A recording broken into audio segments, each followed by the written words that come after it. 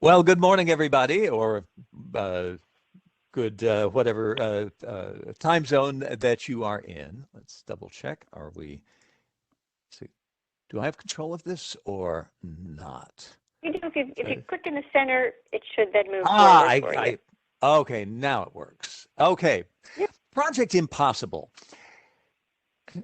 One thing that, if it has probably already happened to most of you, and if it hasn't yet happened, you can pretty well guarantee that at some point in your career, somebody's going to turn to you, say, "Hey, I've got a little project for you to do." And as they explain it, your heart begins to sink into your stomach, and you're thinking, you've got to be kidding. It's with this budget, with this schedule, with this amount of scope, it can't be done. We find out, of course, that actually opening your mouth and saying this, no matter how legitimate and how justified it might be, tends to be what is known as a CLM, or career limiting move.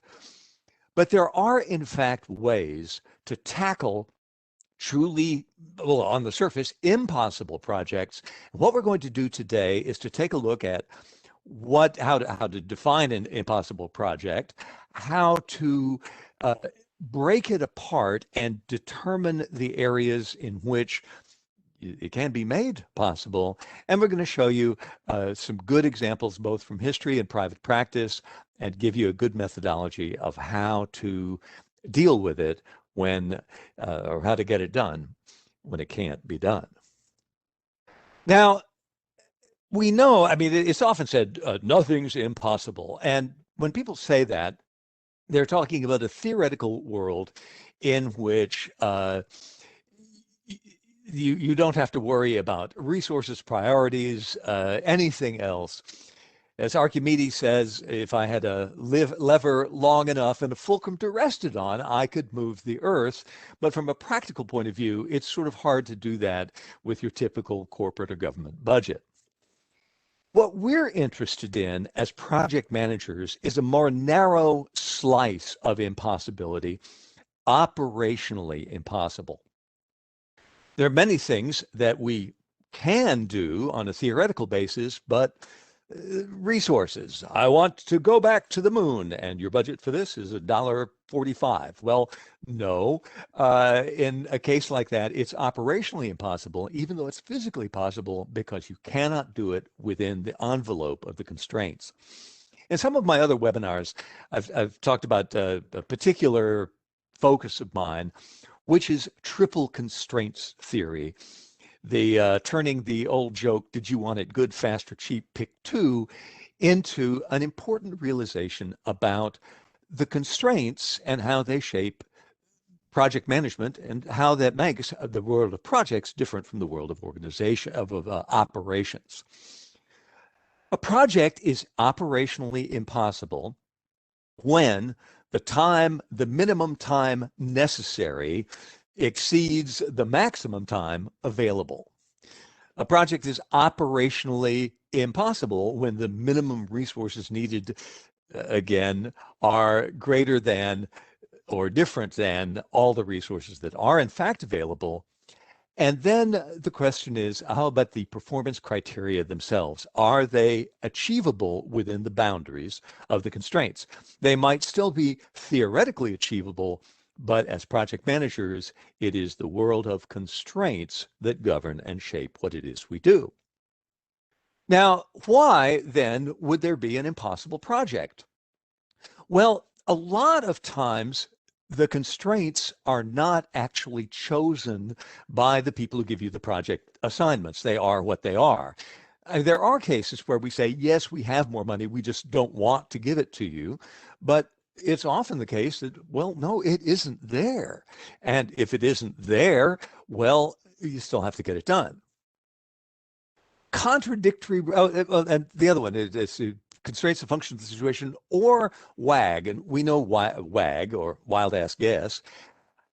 Sometimes when people give you a project and give you constraints, they haven't actually thought it through themselves. And they say, well, this number sounds kind of sort of reasonable and we can afford it. This amount of time seems kind of sort of reasonable. And it's not until you actually begin breaking the project apart, looking at the WBS, taking a deeper dive from a component perspective, that you really begin to understand, no, wait a minute, this is really, really, really not going to happen. Sometimes when you have multiple stakeholders, each stakeholder's requirements, though perfectly legitimate in their own right, when you try to bring it all together, you find yourself with contradictory requirements and actual stakeholder wars about the direction of the project. You're looking here at a picture of Denver International Airport. Now, the project management disasters that were part of this project are sort of legendary in the field. But one particular root cause problem at Denver that I always found very, very interesting was previously United Airlines had been using the previous Denver airport, Stapleton, as a hub, and everybody was sort of assuming that they would keep the hub in Denver and move it to the new airport. But when asked to be part of the stakeholder community to decide on the specs for the airport, United says, well, we're just going to step aside and let you do what you want to do. And after that, we'll decide whether we're going to put a hub in. And this led to, I guess, one of the more famous elements of Denver, the super duper fifth generation baggage handling system that was shoved into the project at the last minute and ended very, very badly. So when you have multiple stakeholders and the stakeholders are looking at the same project as a source of different independent value, you can end up with an operational impossibility, conflicting requirements. And of course, things change. There are any number of projects that are perfectly reasonable at the time that they're given, but the situation shifts on you and the project goes from achievable to being operationally impossible. So we know about that and we can understand the root cause. But now the more important question is, what exactly is it that we're going to do about it? Well, let's start with some rules. Here's my book on Project Impossible. These are great. I do a lot of history work. This is part of my museum background. And so I took great projects in history, real projects that any reasonable person would have thought impossible until they were done. But the bottom line, of course, is that impossible is at some point impossible. If it can't be done, well, you're not going to do it. We're not going to give up at that because the fact that you can't necessarily do precisely what you have been given isn't the same thing as saying necessarily that you could do nothing at all. And then there's some ways that you can handle that. Sometimes the initial guidance is more in the form of a wish list than necessarily something that does. Hi there, hope you enjoyed that last clip. My name is Michael Maludis, and if you'd like to watch the full 60 minutes of that last webcast, while also gaining complete unlimited access to our entire library of IT learning, simply visit our subscribe page at greatpro.org/subscribe. Unlimited annual access is $199 per year, but if you use the coupon code LEARN2EARN, you can drop that membership fee to just $149.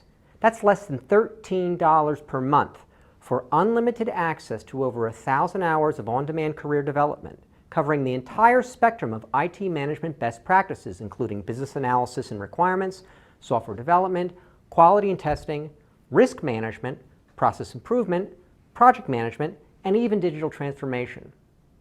But your membership doesn't just give you unlimited access to our vast learning library. You also get free access to our mobile app, as well as direct access to our network of over 300 of the world's leading IT consultants, all of whom are dedicated to putting practical knowledge at your fingertips so that you can learn more and earn more. I hope you will join me in becoming a member of the Great IT Professional and advancing your career with us. And if you're on YouTube, don't forget to hit that subscribe button above so that you get notified whenever we publish new free webcasts each week of the year. Thank you for your time and best wishes for your continued success.